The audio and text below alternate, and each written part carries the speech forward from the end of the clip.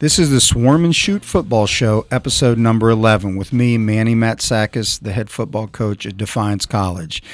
And now I want to make sure that we're all on the same page on what's about to happen. Lynn Groll is going to join me for the next few podcasts throughout the season. And Lynn is currently the publisher of Black Swamp Football Preview magazine.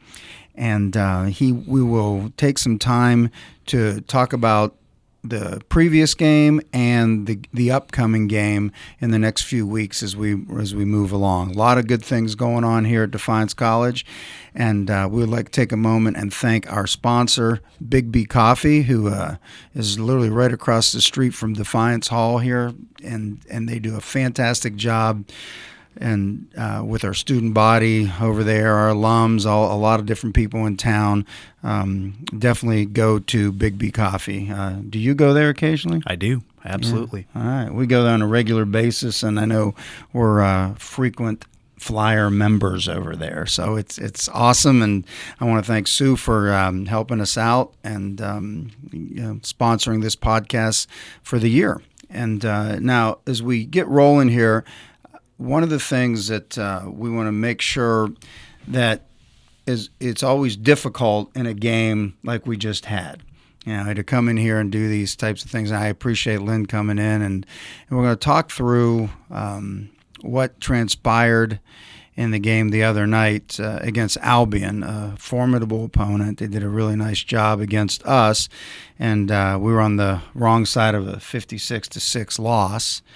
And I'm going to let Lynn sort of take over at this point. Well, he's going to take over at this point, and I'll answer some questions. We'll go through some key parts of the game and so forth. Thanks, Coach. First question is just kind of a game where it's experience against a team with, kind of a bunch of youngsters in your situation. Simple as that. Well, yeah, pretty much. It's just you don't ever want to make excuses about the outcome of a game, and I think. What I've noticed throughout training camp, but you don't really notice till you start to get into the game, is what the situation is really like when you have 70% of your team that are youngsters, freshmen. They just got done playing high school football, and we're not able at this level like they are at the big schools to bring guys in over the summer, get them trained, get them ready to go. And you can see, even though we look really good coming off the bus, the guys are tall, and we have a considerable amount of speed at this point. It's just what they were doing, the 3-4 months prior to them showing up on campus really showed up Saturday night. Yeah, with the weight room, those Albion guys are in there for 3-4 years already, and your guys have had, a month or so. Yeah, and that's a big part of it, but that's part of building a program where we have at this point 8 seniors, and it's just very, very young, and it's one of those things that the exciting part about that is how much we can continue to improve during this year. 21-0 at the half. What was your takeaway from the first half, where it was still kind of a game where you were still in the game? Yeah, the thing is. Early in the game, I'm thinking, okay, it's going pretty good. We're defensively playing extremely well, I thought, in the first half of the game. And when you do that, you really have a chance to do some good things. I mean, that's the thing, because I believe that you have to set things up with defense first and foremost. And Coach Starkey and our other coaches, Coach Johnson and Coach Taylor, have done a really good job of just taking a young group, getting them to line up properly. And I know there's all kinds of things that you have to improve upon, but I thought defensively we did some good things. And it's just some of the other things that the lack of experience or just getting some things to happen the way you want them to happen, it just took a while. It took a while to get things going. What changed maybe in the second half for them to really kind of pull away and really maybe exploit some things? Well, I think what really happened to us is, even though our guys were starting to make plays. In the kicking game, we're starting to do some better things as the game went on.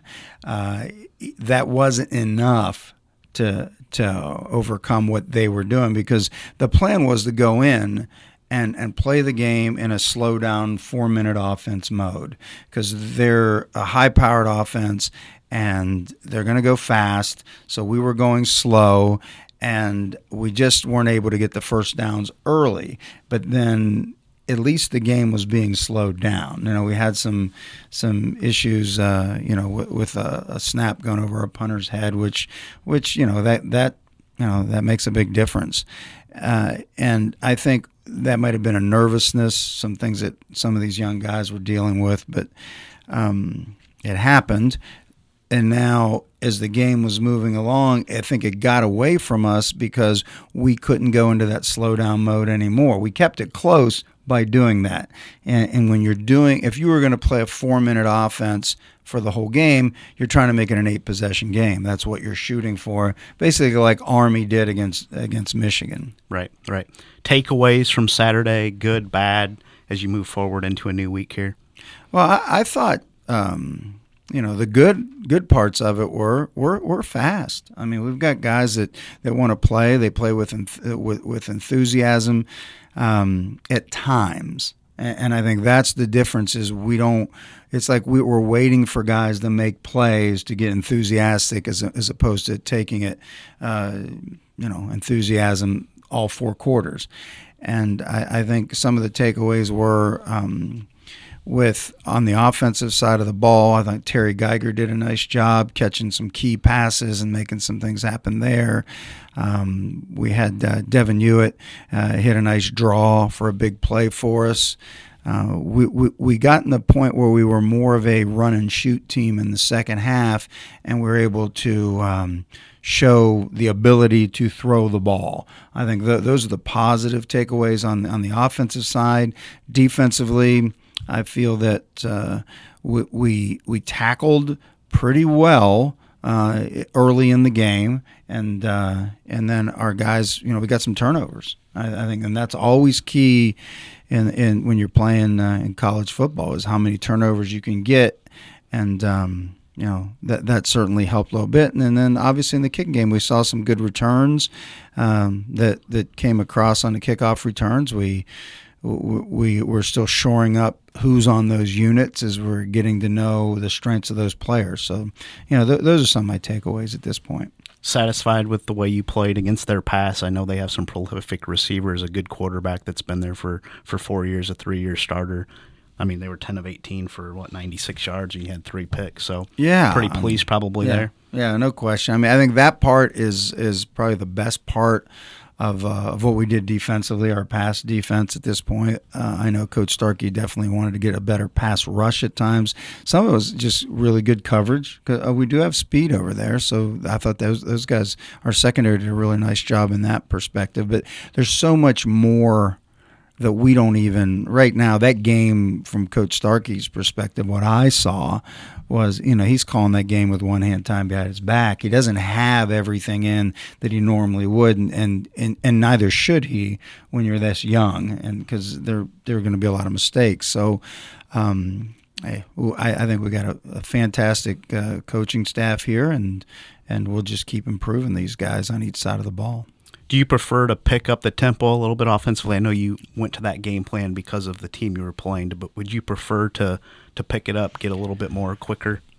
Historically, that's what I've always done, but it's very, very interesting that when you have a team that is inexperienced, I believe slowing the game down is the best way to handle it.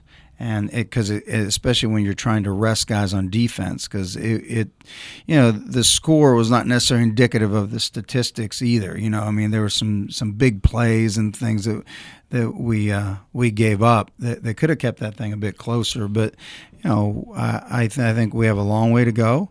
But I like to vary the tempo and sometimes go fast, sometimes go slow, based on how the score's going within the game. Ideally, if you're ahead, you'd like to slow it down a little bit when you're like us and not go like hurry scurry. And when you're behind, that's when you need to pick it up so you can get back in the game if possible. You look at the game film now with this young group. What do you look for as a coaching staff, and how do you try to coach that to these guys in the film room and that sort of thing, Coach? Well, I think the number one focus for us is our fundamentals, which starts with our footwork. And you can take literally all 22 positions and every aspect of the kicking game and notice where our fundamentals will become flawed, and it becomes almost a domino effect, is our footwork. When our footwork is off, then it triggers something else to go off. Your hips are off, or it doesn't matter the position. I mean, you can take it from quarterback to offensive line, linebacker, you name it. It's all about footwork and eyes. So if you've got great footwork and your eyes are properly focused on what you need to be focused on, then you can make improvement, and that's where we notice the biggest room for growth heading into next week is those are things we can control to get better at. And if you do that, and when we do that, then we will play better, in the weeks to come. Fundamentals, is that usually the biggest hurdle from your coaching experience for a high school player to go to college with a lot of young kids playing for you this season? Well, it is, and I think it's the fundamentals are there. It doesn't matter where you are. It's always going to be an issue with young guys coming in. I mean, you could be sitting coaching, Ohio State, Michigan, or anywhere like that. When you're playing a freshman, when you're playing someone young, and you may only, those teams might have 2 or 3 total, actually starting and playing. But that's what they're trying to overcome is the lack of fundamentals and understanding the college game, the speed of the game. And those are the things that you have the best opportunity to improve with young guys playing. Yeah, almost a contrast in styles of what you're going to see this week with Hope. They're going to try to run it down your throats. How do you kind of try to have to stop that, and what are some keys defensively to slow them down a little bit, do you think, this week? Well, I think from what I've seen with Hope at this point, it's like you're going to have to load the box and bring and make sure you've got all the gaps covered, and you're playing assignment correct football. And they're a very power-based team. I don't mean the play power as much as like they're big, they're physical. They will like to grind it out and wear you down as the game goes on, which is actually what they did to us a year ago. So, I think that is the biggest thing for our defense right now, and just to improve what we can control. If we get in a situation where we're all worried about them, that's not where great improvement comes from. It really comes from within. It's us getting better in the meeting rooms, paying attention to our coaches, because the coaching points are being made, and it just all has to sink in and come to Saturday. What do you emphasize on offense this week against Hope? Just get a little bit better every day. And I think against these guys, they're going to be the biggest group we're going to face up front. I mean, from when you talk about defensive linemen, they just look, last year when they played here, they looked fantastic coming off the bus. They were tall, rangy, athletic guys. But, as we have to prep for someone like that, is just us eliminating mental errors. When we get into a situation like this, you play what is a very good team that is coming off a loss last week to Milliken, which surprised me. And I think it actually surprised their coach, too, because I heard him make a comment like they struggled in the red zone in a situation where they're used to pounding the ball in there. So I think they're going to be super geared up. It's a big game on their campus up in Holland, Michigan, and it'll give us an opportunity offensively to say, okay, let's see just how much better we can improve when our fundamentals and focus are improving. And I believe we will see great improvement this week. Good for you to have a team like Albion who likes to spread it out, and then you get a game with Hope where they're just going to try to pound it. You get a lot of things on film for your young guys probably these first 2 weeks of the season. Yeah, Lynn, we really do. I mean, that shows us basically what our strengths, weaknesses are, where we may have to shuffle the deck a little bit differently on each side of the ball and in the kicking game. Because the conference play will be at some point thereafter. I mean, we've got – I haven't figured out yet if the Manchester game, which is we play them twice, if that is considered a conference game or not. I doubt it would be, only because you want to have the same number of conference games as everybody else. So we'll reach out to the commissioner and find out how that one goes in the following Thursday night. Yeah, kind of leading into that before I let you go. You have that game, you have the golf outing, the big Swarm and Shoot lottery on that Saturday. Maybe tell the people how they can get involved with this if they don't have tickets, aren't involved already, Coach. Yeah, well, you can definitely email us or contact us, which is on the school's website. You can go to swarmandshoot.com to just see a few more things about it. That's more of a fan-friendly site, I would say, that does have, Lynn, you actually do previews on that every week prior to games, which is fantastic. And so everybody knows that Thursday night game is at Defiance High School under the lights at 7 p.m. against Manchester. And then Friday morning, we actually will be, I think we have 2 flights. We're going to be contacting people when they're going because we've got on every hole at least 2 foursomes, so that's sounds fantastic. It'll be a lot of fun for the Swarm and Shoot golf scramble on that particular day, and then Saturday is their touchdown lottery. We're still this is a mad rush right now as we're selling tickets.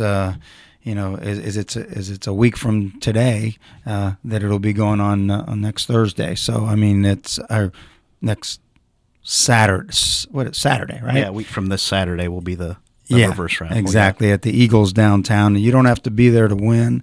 The grand prize is $10,000 plus other lots of fun games and all that. And we will have the games on that are playing on television there that night, so you won't really have to miss any games and so forth. But that's what's coming up. I mean, it's exciting to us, and we're fired up that we've got so many positive things happening here at Defiance College and in our program. Yep, I know talking to the community, people are excited about next week, obviously, with everything that's going on. It's going to be a fun week, Thursday through Saturday, I'm sure, and we wish you the best of luck this Saturday at Hope. Well, I appreciate it. We're going to have a lot of fun. It's it's right on the coast there. It's like a resort town. It's a great town, yes. Yeah, have you been there? I've been there, yes. Yeah. Awesome town. So it's not a place you want to just drive in, play, and leave.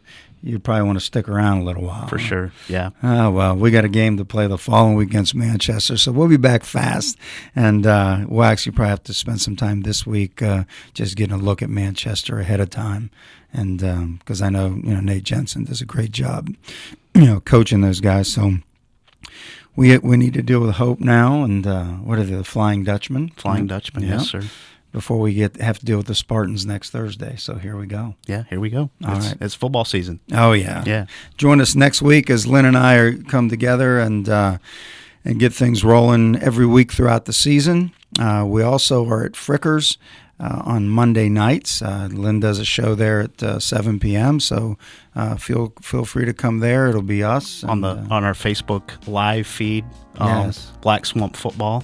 Oh, if you're on Facebook, and I don't know, we can probably get something on your Facebook on page the as Swarm well. and Shoot for sure. Facebook page, yeah, we can do that. So, we'll be there on Monday nights as well as this podcast, which comes out every day at Thursday throughout the season, and looking forward to it. We'll have some fun this year. We will. Thanks, Coach. Appreciate it. You're welcome. Bye-bye.